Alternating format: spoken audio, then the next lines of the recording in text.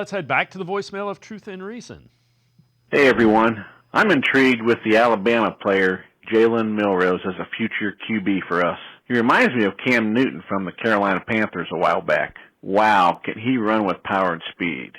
His arm is strong, does need to work on accuracy, both of which remind me of Newton. Not sure what his injury history is as a running QB. He sure seems mature at the position.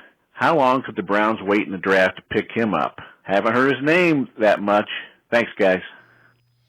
As always, appreciate all of the voicemails. Let's welcome in Dalton Wasserman, PFF data analyst, also co-host of the PFF College Football Show. So what about it, Dalton? Milroe, big, strong kid. Where do you think he lines up draft-wise?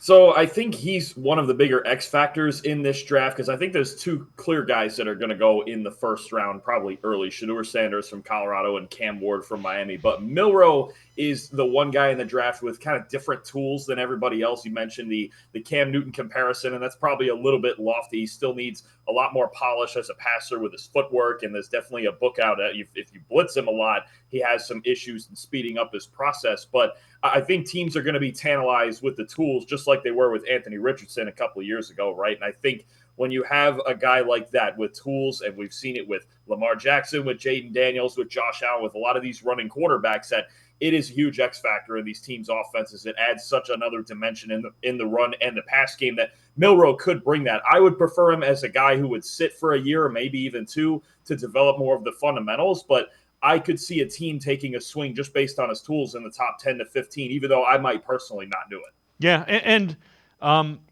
in that instance, you would want, a bridge quarterback for a year or two. I get it. The one thing, and I'm curious as to your reaction to this, the thing that concerns me the most is when a guy has accuracy issues. Now, Josh Allen had him and figured him out.